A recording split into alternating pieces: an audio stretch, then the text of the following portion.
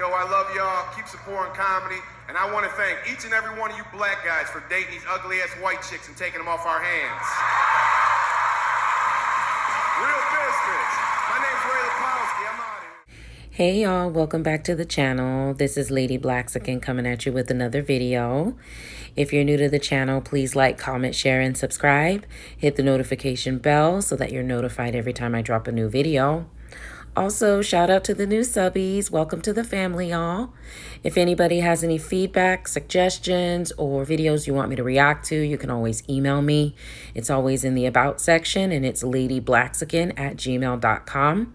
Finally, y'all, as you know, the dust is quite fierce across all divestment channels.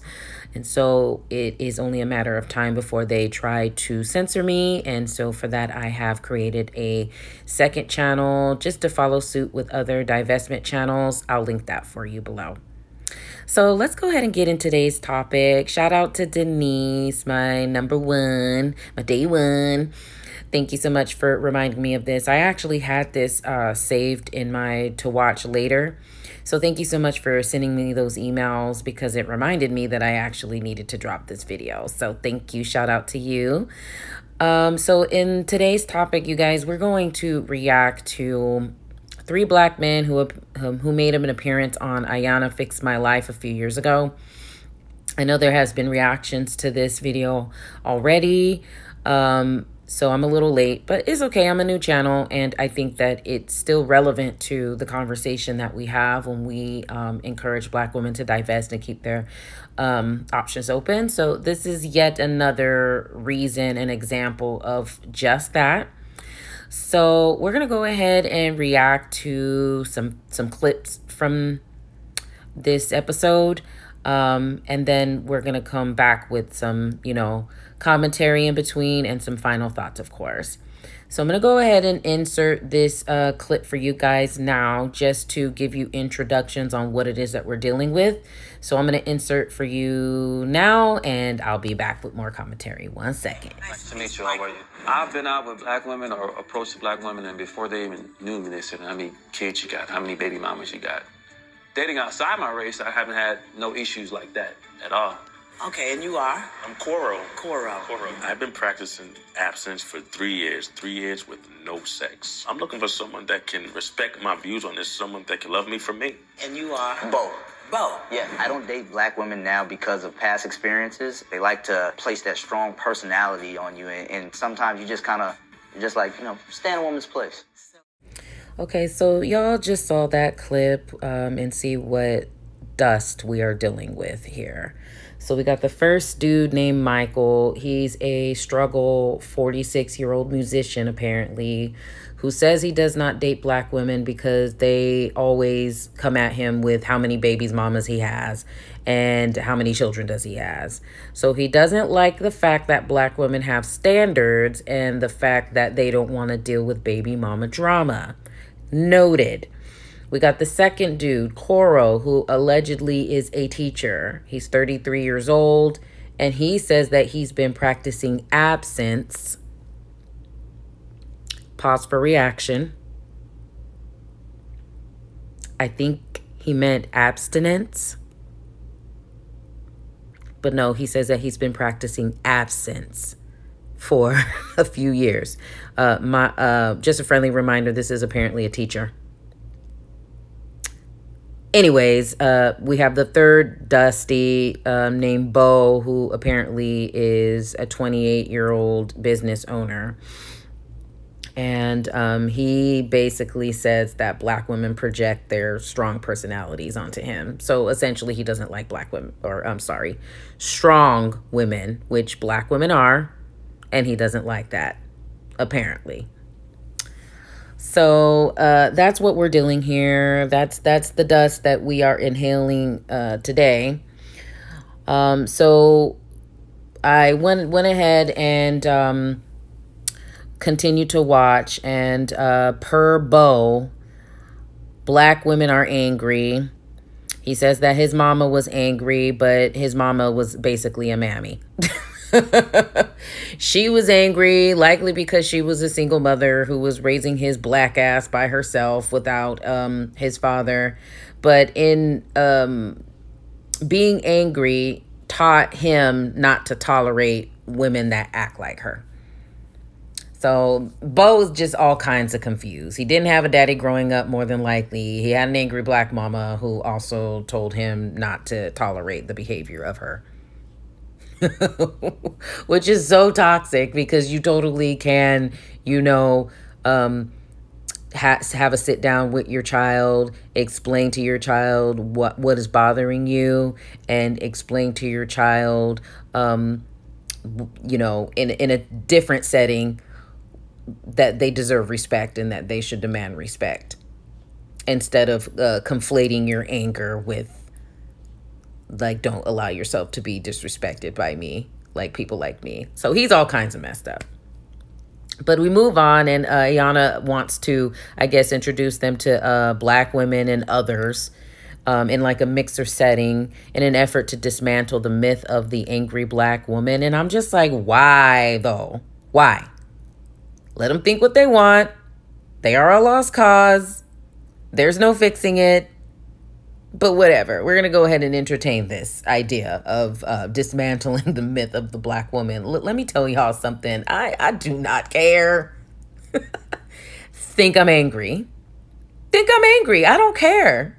I'm never going to date one of y'all ever again. Point blank, period. So you can think I'm angry all I want. Just like that whole, the last video, if you guys didn't see my last video with the whole discussion of what women bring to the table, I would have totally walked out on that feminine Dusty with the Christian Dior headband and said, you right.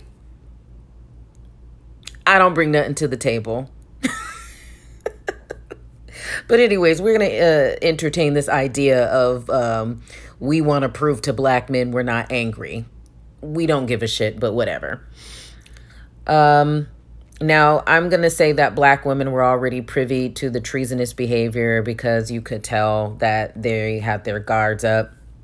Coro, the struggle teacher who's practicing absence, he was speaking to a black woman.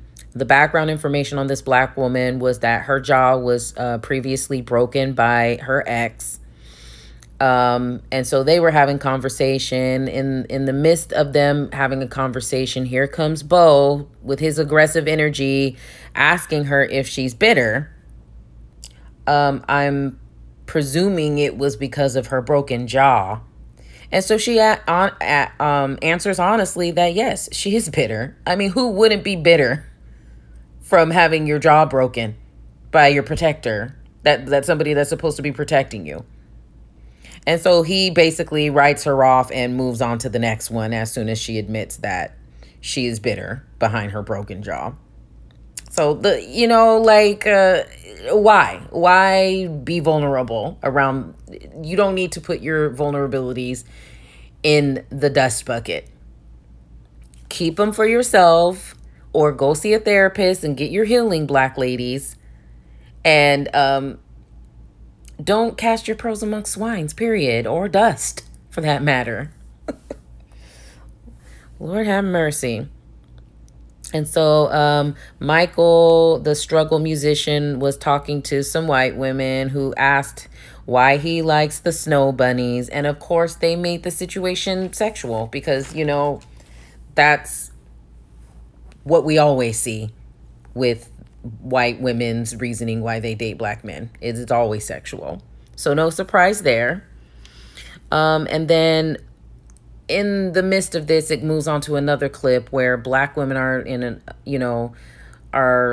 talking to Bo, the struggle business owner, and asking what is wrong with them and why are you, what do you see in white women that we're not bringing to the table? Black women, please. I know this episode aired a few years ago, but it's still relevant today. Don't stop asking these nakers why they don't choose you. Stop. Divest. Keep your options open. But nonetheless, she did ask the question. And of course, it's the same shit that we always hear. He says that we don't value them more because of their whiteness. We value them more because they're more submissive, which we know is bullshit. But anyways, I'm going to go ahead and insert another clip for you guys. This is a clip of Coro and his... I'm not going to say anything. I'm just going to insert it for you guys now, and then I'm going to react to it. So we'll be right back. Stand by. Actually, before I give you guys that first clip, I wanted to also elaborate more on Michael and Coro and some more insight that they provided. I just got done talking about how Bo was raised by an angry Black mother. Now, Michael, the struggle musician, says that he traveled around a lot. And then when he returned to his old neighborhood, he was told he talked different and was accused of being gay as a kid. And so as an adult, he believes that Black women will treat him the same way. Now, first of all, Kevin Samuels, you may want to look into that, because maybe there is some other issue going on with you and your sexuality, and where you actually need to be looking for a mate in terms of it being a man or a woman. Now, Coro, let's see, he is the teacher, the struggle teacher, who is practicing absence. He says Black women don't talk to him because he is God-fearing and abstinent. They reference... they reference a collar that he refuses to wear. Now this, he says that in the church, because Ayanna asked him why he's not looking in the church for a mate. And he says that I don't wear this collar. And so she says, well, what do you think the collar represents? And then she says that it represents power. So he refuses to wear this collar of power. And what I interpret that as is he wants to still look and act like he's a kid. And he is allowing his abstinence to digress his maturity. And again, like I said earlier, that he's full of shit. Because as somebody who's been practicing abstinence for the last 6 years, that is something that is very desirable in a man, one who's abstinent. If he's a virgin, even better. So yeah, he's full of shit when he says that Black women tend to shy away from him because of his beliefs. But anyways, I wanted to insert that in there because I forgot to elaborate more on that. So now that I've done that, I'm going to go ahead and roll on to the clip. So here we go. Minute I talk to a white woman, they get mad. You want to think you're mad? I'm mad too. There's a lot of anger inside of me. What about us? Black women talk about me. What about us Black men? We go through stuff too. We're tired of hearing the same thing of, oh, we're independent women. We're independent this, we're independent that. I'm independent too. We have a lot in common. You have this imaginary wall around you. I don't know who damaged you. And me being a Black man, I have to suffer for what somebody did to you? That has nothing to do with me. I'm not the enemy. I get that a lot from Black women, that we're the enemy, we're liars, cheaters, we're dogs.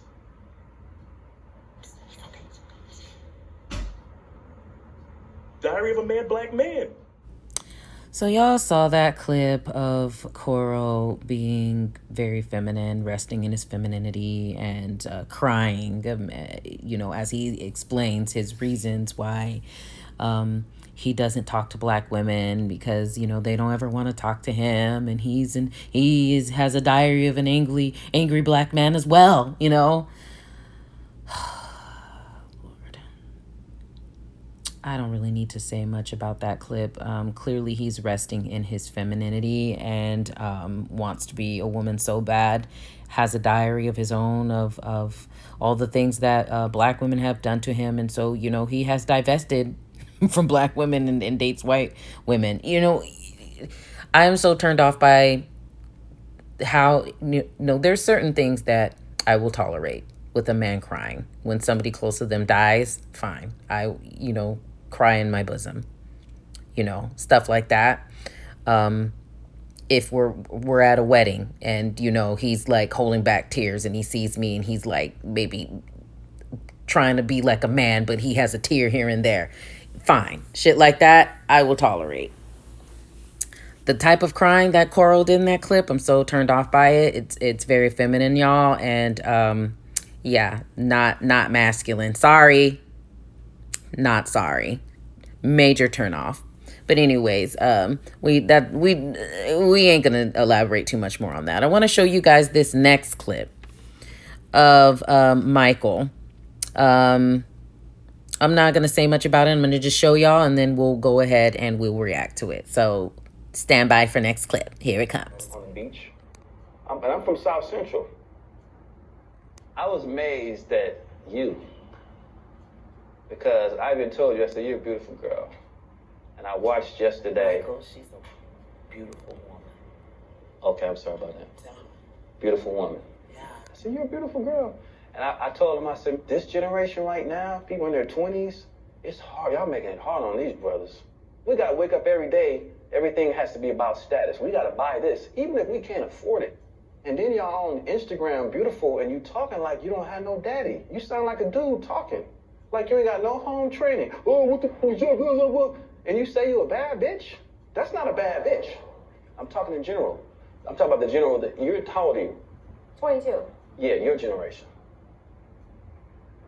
Girl, you're 22 years old. You doing this. You having hot flashes? Yes, it's hot. All right, so y'all saw that last clip where Michael, the struggle musician, disrespects a younger black woman. He's crying about the same things that the Nakers always cry about, you know, the finances, the status that they don't have, and, you know, how black women have standards and expect them to compete and actually have a status and have finances, the bare minimum. So you all saw that. One of the things I did not like was how Ayanna was baby talking him, letting him know that he was disrespectful. That you know, don't project your childhood on her. You're being disrespectful to her. And then, you know, she did exactly what I would have done. She walked the hell up out of there. And she basically held Ayanna accountable, letting her know that you said that we could have a voice. This is disrespectful, and why can't I voice my disdain for his disrespect? I am your voice. I am your voice. No, Ayanna, you're a mammy, dear. I love your show.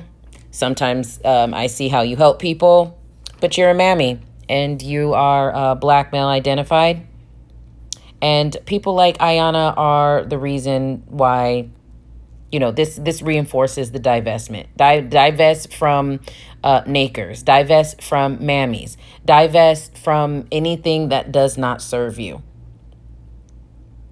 Take action, because you know what? We're not going to solve these problems. Period. We're not going to solve these problems by having these damn dialogues with these Nakers. They're lost. They are a lost cause. Divest. Keep your options open. Do what serves you. Take your ass to school. Spruce up your resume. Get that job. Start that business. And go where you're appreciated. Point blank, period. But anyways, that's all I got for y'all. Thank you so much for listening. Please like, comment, share, and subscribe. Thank you so much, and I'll see you in the next one. Bye. What is up, black people? How y'all doing? I want to let all you black women know you need to get a white man in your life.